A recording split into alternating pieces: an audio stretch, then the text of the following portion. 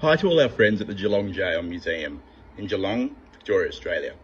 I'm Rob, and today I'm standing on the third level of the administration section of the Old Geelong Gaol. It's in the old apartment where the staff would have lived over the years. But while I'm up here today, we're doing a bit of renovation. You see, the jail is turning 170 in 2 weeks.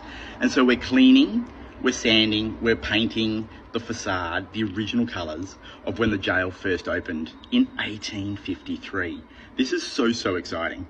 So next time you're in Geelong, drop down and say g'day and just see what the front of the jail originally looked like. Wacko, we're so excited. But what I wanted to show you is Corio Bay, here in Geelong. You can see the water down the front here. Now, Corio Bay was one of the major ports that people would arrive in Victoria for the Victorian gold rush of the 1850s, 60s, 70s and 80s. Hundreds of thousands of people would arrive here in Geelong to make their way up to the Victorian goldfields, which was the largest gold rush in the world. So if you arrived here in the bay, you would have looked up and you would have seen this amazing 3-story prison looking back at you. Incredible.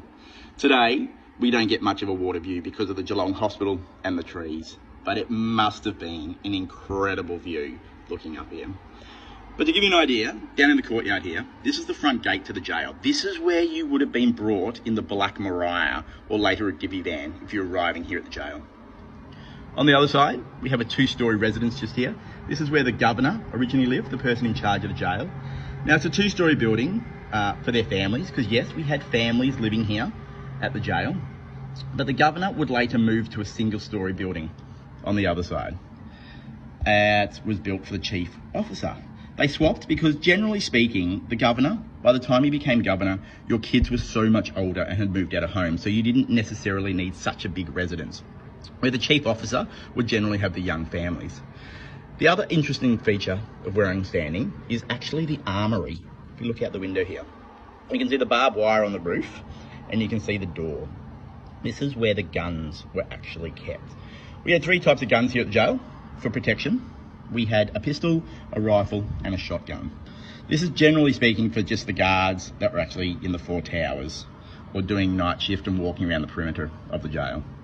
Anyway guys, I really just wanted to show you this amazing view of Corio Bay, and because history is just amazing, and sometimes we just don't think about the small things in history, what people were thinking, what people would have seen when they first arrived for the Victorian goldfields, the craziness of all these people arriving. Anyway guys, great to talk to you again, wacko.